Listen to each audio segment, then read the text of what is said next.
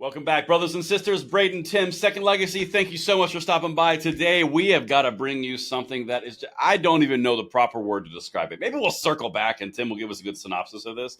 But you know it's bad, beautiful people. When you are a Republican and you pass a gun control law, you get smoked by the Biden administration. They manipulate what you pass to get more gun control, and then they blame you for passing it. Oh, that's not a good day if you're John Cornyn. No. Guys, this one you're going to want to send out. Let us know what you think in the comments field. And, of course, make sure you hit that like button, subscribe to the channel, and turn the notification bell on. And with that, sarcasm and humor activate. Tim John Cornyn. Poor guy. I don't like him. No, heck with that. No, bump him. I don't like him. He tries so hard. No, I don't know why are you being so nice. What he tries so hard to do, but he's failing miserably. Yeah, this guy. I know he's the bane of your existence, and he really is for this. Only for this. Yeah. Well, I mean, but he's funny. But the fact that he's constantly inadvertently stripping us of our rights isn't so funny. But no. Oh, okay. Go ahead. Because I really want to hear what you have to say, because I know this is your favorite human being. Oh, it's my favorite. Only because Bipartisan Safer Communities Act. If he hadn't done that, he could have been cool. The most comprehensive gun law. The most comprehensive in American history. End of the 30 last years. Yeah. It was so amazing. Yeah, you've heard of it. Well, here's coming out of the San Antonio Express. John Cornyn is fighting a new federal gun rule. Officials say he enabled it. Oh, do you think? That's awkward. Yeah. That's awkward. It's not a good look. It's not a good look, Tim. Nope.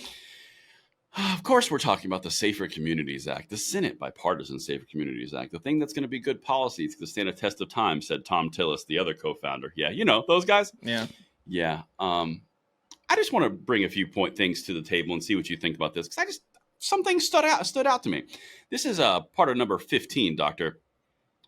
So, you know what happened. Uvalde spawned the whole bipartisan act, right? Mm-hmm. Well, now Cornyn is fighting against a federal rule that has angered Republicans and gun rights advocates. But the Biden administration says it's his law he helped create. Bro, I don't know how you could get smoked worse. No, he's stepping all over it himself, it being his man bits. But he is a complete hot mess of a politician. And look, folks, these are the same people that said, okay, let's just go ahead and give the Democrats a big win here. We're gonna go ahead and help facilitate that, but we're gonna make sure that there's due process protections in this legislation. We reviewed it very carefully, and there's really no threat to gun owners in this legislation. It's good legislation. Let's go ahead and support it. Fine. And then we put due process in there. A year later, here we are. Yeah, shocking. And keep in mind, folks, all these ATF rules that are coming about in rapid succession right now, frames and receivers, all the stuff, they're using the Safer Community Act as the linchpin to being able to do this. So him and all of his cronies directly screwed over us in the Second Amendment. And he tried to pretend the whole time, like, no, guys, we're just making sure that all your protections are in here. And this is good legislation. Oh, wait. Yeah, and here we are today. Oh, Johnny boy. I think what happened with Cornyn on this one, I think he was eyeing the Senate majority leader spot, and he was trying to couch himself as this grand negotiator. Yeah. And when he got this through, he didn't realize that the ATF and the Biden administration and the Democrats were going to absolutely twist this into whatever they wanted. Yeah. And he just got caught holding the cookie jar. Yeah. That's exactly what the Democrats didn't even wait. The minute those morons pushed this, they're like, oh, score. I mean, the fact he didn't see this coming. If you walk into a meeting with Democrats and you're working with them on bipartisan legislation and they're all smiling and laughing and cracking jokes, chances are you're about to get democracy. Yeah, that's exactly right. 4 of those 5 people are going to vote to do something unspeakable to you. And, that's exactly right. So anyway, that's exactly right. Well, Tim, we've gotten to the point now where he's really, really angry because it's a lie. You ready for this? Okay, I'm ready. This guy is so screwed. He's so screwed. This is 17. Cornyn has vowed to file a congressional resolution of disapproval over the policy. Ooh. Oh, no, not a congressional resolution. Right. Not a resolution that does nothing. It has 0% chance of success. The equivalent of a tersely worded letter. Okay, go ahead. That's exactly right. I wrote a very strongly worded letter. That's exactly right. And he said the Biden administration's efforts to tie it to the Bipartisan Safer Communities Act is an outright lie. And here's how you know he's absolutely screwed. Listen to this wordplay that he did in a statement. We're going to set up camp on this. Quote, "This rule has long been on Democrats' wish list," talking about the engaged in business rule. "And for the Biden administration to say it's a result of our school safety and mental health law is a shameless attempt to hide the real goal to take away the firearms of every law-abiding American," Cornyn said in a joint statement with North Carolina Senator Tom Tillis, who also was responsible for this. "We will fight this unconstitutional rule tooth and nail and look forward to overturning it in the Senate as soon as possible. That will never happen. Don't even get your hopes up. It's a lie." Yep. But I do find it very fascinating, Tim, that did you notice he changed the name from the Senate Safer Communities Act to the School Safety and Mental Health Law? Safety and Mental Health Law. Wow, it must really be polling badly for you. Man. Yeah. No, that's your own law. You can't even reference it by name. Yeah. That's You know, it was all about school safety and mental health. And it did open the door for these gun grabbers to do exactly what they're doing. And because most of these politicians don't even read the bills, folks, they might have one of their, interns read the bill. But how many times have you heard politicians on both sides of the aisle get up there and say, well, I have to read the bill to really know what's in the bill, and things like that. And that was the leader of the Democrats, Nancy Pelosi. And they will they will push out these 40,000 page documents and say, tomorrow morning we're holding a vote.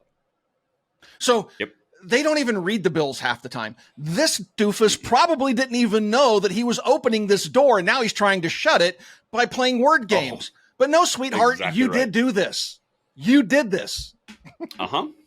I legitimately think that this is going to sink his desires to be Senate Majority Leader. I really think that this is going to either A, make him not Senate Majority Leader, and B, potentially get him primaried. Yeah, maybe. I really hope. I really believe that. Yeah. But listen to this. This is where it gets really fascinating on a broader scale, because you know how I like to look at the politics in general, kind of the broad macro. Yeah. Listen to this. I find this absolutely fascinating. This is number 19. "But the fallout from the bipartisan Safer Communities Act is broader than just Cornyn's personal aspirations," talking about the Senate Majority Leader spot. Oh, look. U.S. Representative Tony Gonzalez, of San Antonio, is facing a difficult and bitter primary challenge this year after voting in favor of the legislation, and his support has been central to the criticism against him. Yep. Do you see what's starting to happen here? Yeah, there's starting to be a backlash against these rhinos. Exactly right. And the election that we're talking about there with old Tony Gonzalez, that's the AK guy, folks. He is Brandon Herrera, baby. Yep, he's pommeling them. He's polling better than them, and he's spent a fraction of the money, right? And so the reason the AK guy's able to do this is because he obviously is staunchly pro-gun. And Tony has voted against your Second Amendment rights consistently. And so, this is going to start costing Republicans elections, and we need to primary them, right? Good. Yeah. Good. Because if this is what's happening, and this is why this is a powerful thing, this is a little bit down the road, but if there starts to get the reputation in Congress that if you vote for gun control, you're going to be primaried in your constituency, it doesn't just ignore it and you lose your seat, you are going to start to see a lot more resistance to the meager gun safety moves that the Democrats put forward, and Republicans are going to start pushing back on it. Let's take that's how this works. Let's take a step back in time to 1994. Bill Clinton was president, and he pushed through the crime bill, it was referred to as, and that ultimately did a bunch of different things, but it also had the assault weapons ban in 94 in it, right? The minute they did that, the Democrats started losing seats. They lost control of the House. There was a red wave that just wiped them clean out of Congress. And for 30 years, until the Safer Community Act, politicians, especially immediately after that, complete decimation of the Democrat Party after that, the people for years, decades, all the way up until present, because the Safer Community Act is truly one of the biggest pieces of federal legislation since this time. But it totally changed the political landscape, and it scared politicians to death. They were hands off. None of them would vote for anything. They wouldn't even let votes come to the floor for serious gun control measures because they knew what the blowback would be, because they thought they had the political capital in 94 and they lost their majority for it. And they thought they had it locked up. And a lot of those politicians are now gone. They've either been, elected, lost their election bids or resigned or died. So those guys are gone. So now we have to remind them once again. And that's what you're seeing play out here. That's what's happening. Yeah. So politicians need to be reminded every once in a while when they do stupid things and strip us of our rights, they're going to pay a heavy price. So and this is a big thing. But now listen to what the Brady Center is saying about all this, because when you have the Biden administration laying it at your feet, and then the main gun control groups in the United States are also saying, no, you passed a good bill, you done goofed. All right, listen to this. This is 20. Mark Collins, the federal policy director at the gun violence prevention group Brady, said GOP criticism of the new rule does feel rather political. What? It's politics around our Second Amendment rights. Does it feel political to you? Everything you guys do is political from A to Z. You politicize everything under the sun as it's guns' fault. Cancer, drugs, pools, cars. Yeah. God. Well, it's politics. Of course it's political. Right. I just boggles my mind, man. We have a very political system here in the United States. It's pretty politicized, our political system. Yeah. This sounds like Kamala Harris talking. All we need is a Venn diagram, and we got it all sorted here. Yeah. Well, and he wouldn't be complete if he didn't finish it off with this level of stupid. Listen to this. Quote, you really need some guardrails up, and there's really nothing in this rule that wouldn't be covered by the law as it's written, Collins said. I think that's really the most important point to make here is that this is not some expansion of the law. This is a clarification of what this actually means for everyday Americans. Okay, the entire point here is the ATF literally is creating laws out of nothing by redefining terms. You're not clarifying existing law. You are redefining terms, which makes a completely different outcome of the law. Dunce. Yeah. They're just clarifying. You know, this has always been the case. Guns have always been banned in America. Easy. The ATF is just reclassifying and clarifying existing law that bans all guns. That's all. Good. It's always been there. Yeah, these people are off their rockers. And what's even worse are the people that look at this, the people that support them and go, yeah, that makes sense. I'm voting for you. Yeah. It's like the stupid trickles down. And oh my goodness. Trickle down stupid. We're going to lose our republic. I mean, our democracy. We're going to lose it if we don't stop this, because the fact, literally, Idiocracy went from a comedy to a documentary in the last 4 years. So I literally refer to, and if you guys haven't seen the movie Idiocracy, please watch it, because you will sit there like Davy Hogg with your mouth agape, just in shock that this comedy in every picture has become a documentary. Yeah, I mean, he always does that with his stupid mouth wide open, his tongue curled up. But it's like we are living a movie plot from a comedy. Oh, we are, Tim. Anyway. We are. But that's what's up with John Cornyn. Rebranding his own bills, getting thrown in the bus by the Biden administration. So, John Cornyn, may this sink your career forever. We're hoping. This sends you straight to the bottom of the ocean, buddy. That boat of yours is sunk. Anyway, thanks, Johnny. Political ocean. Yeah, political ocean. We'll see you on the flip flop. Thanks for watching Second Legacy. We'll talk to you guys soon.